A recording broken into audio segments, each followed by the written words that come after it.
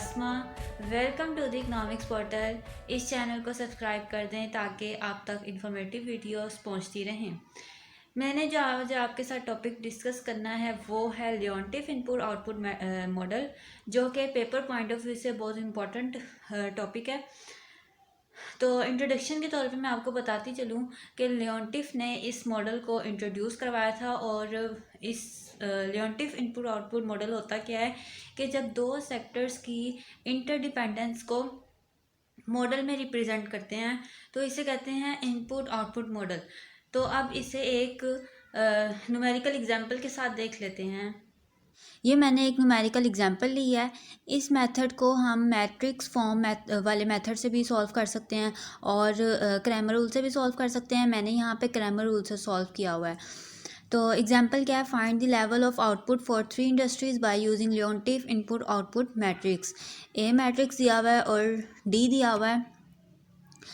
Economic meaning बताना है इन elements का और इकोनॉमिक मीनिंग बताना है थर्ड कॉलम सम का। तो सबसे पहले लियोनटिफ इनपुट आउटपुट मैट्रिक्स हम इसमें निकालेंगे। उसके लिए हमने क्या करना होता है, आई माइनस ए। तो आई जो है वो आइडेंटिटी मैट्रिक्स होता है और उसमें ए जो हमें गिवन है उसको माइनस कर देंगे। फर्स्ट एलिमेंट को फर्स्ट में से माइनस करेंगे, इस तरह से सेकंड को सेकंड में से माइनस करेंगे, इस तरह सारे एलिमेंट्स को माइनस कर देंगे तो हमारे पास क्या आ जाएगा, आई माइनस ए। देन इसी का ही हम डिटर्मिनेंट ले लेंगे और डिटर्मिनेंट लेने से हमारे पास ये आंसर आएगा। अब x1 निकालना है तो x1 निकालने के लिए क्या क्रैमर रूल में करते हैं कि determinant a1 divided by determinant a करते हैं। तो इसके लिए सबसे पहले a1 निकालेंगे। a1 डिटर्मिनेंट निकालने के लिए फर्स्ट कॉलम में d वाली जो वैल्यूज़ दी हुई हैं वो रिप्लेस कर देंगे और सेकंड और थर्ड वैसी रहेंगी और हमारे पास डिटर्मिनेंट ऑफ a1 आ जाएगा। फिर इसको वैल्यूज़ पुट की x1 में और x1 आ गया। देन a2 भी ऐसे ही निकलेगा, a2 determinant divided by determinant a, और ये हमने डिटर्मिनेंट ले लिया a2 का।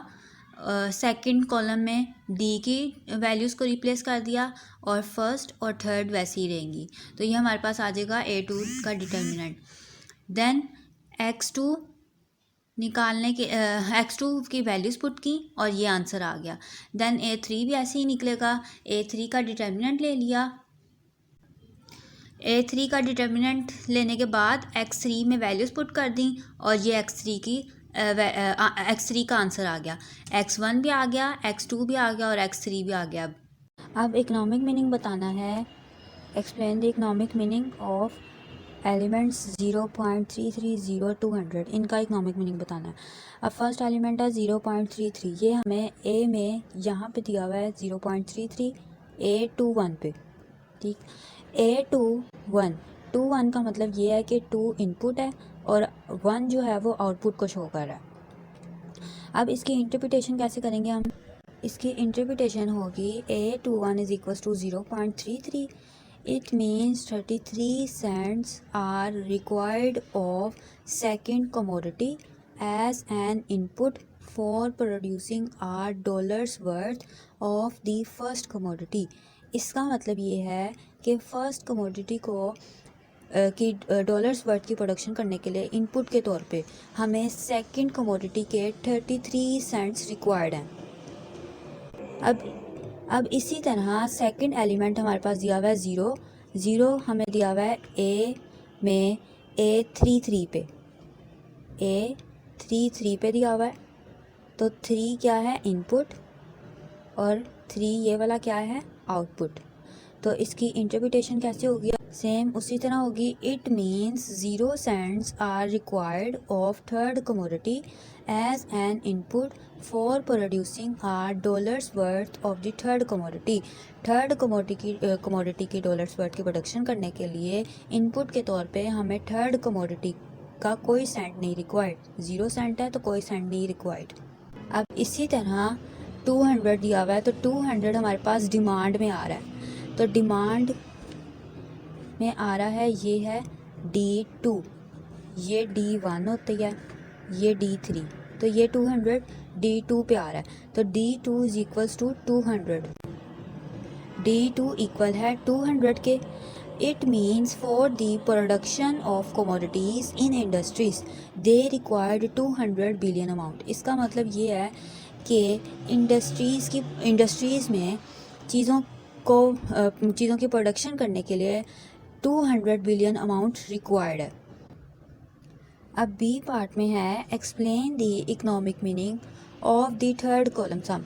अब थर्ड कॉलम सम का इकोनॉमिक मीनिंग बताना है। अब हमें थर्ड कॉलम ये दिया हुआ है, ये थर्ड कॉलम है, ये फर्स्ट कमोडिटी है, ये सेकंड कमोडिटी होती है और ये थर्ड कमोडिटी होती है। तो अब हमने इस कॉलम का सम बताना है। इसमें फर्स्ट एलिमेंट है 0.34, इसको अगर 100 के साथ मल्टीप्लाई करें तो 34 बन जाता है, तो 34 सेंट्स बन जाएंगे। इसी तरह से 0.12 को मल्टीप्लाई करें 100 के साथ तो 12, 0 को 100 के साथ किया तो 0। अब इसकी इंटरप्रिटेशन कैसे होगी थर्ड कॉलम सम की? The third column sum states that, जो थर्ड कॉलम है उसका सम हमें ये बता रहा है कि to produce a dollars worth of commodity third commodity को डॉलर्स वर्थ प्रोडक्शन करने के लिए वी नीड 34 सेंट्स। 0.34 को मल्टीप्लाई करने से 34 सेंट्स हमें इनपुट के तौर पे चाहिए ऑफ इनपुट एस A13। ठीक है, 34 सेंट्स हमें A13 के तौर पे चाहिए इनपुट्स के तौर पे, और 12 cents of input S A23 और 12 सेंट्स हमें चाहिए A23 के लिए इनपुट के तौर पे, और 0 सेंट्स हमें चाहिए हैं ऑफ इनपुट एस A33 के तौर पे हमें इनपुट के लिए 0 सेंट्स चाहिए। ये था आज का टॉपिक। इस मेथड को मैट्रिक्स फॉर्म वाले मेथड और क्रैमर रूल वाले मेथड से भी सॉल्व कर सकते हैं। मैंने यहाँ पे क्रैमर रूल वाले से किया हुआ है और क्रैमर रूल वाला ही मैं आप लोगों को प्रेफर करूँगी क्योंकि वो टाइम सेविंग भी है और आसान भी है। मैट्रिक्स फॉर्म ज़रा थोड़ा लेंथी हो जाता है, इसलिए क्रैमर रूल ज़्यादा बेहतर है। और मुझे उम्मीद है कि आप लोगों को समझ आई होगी। ओके जी, अल्लाह हाफिज़।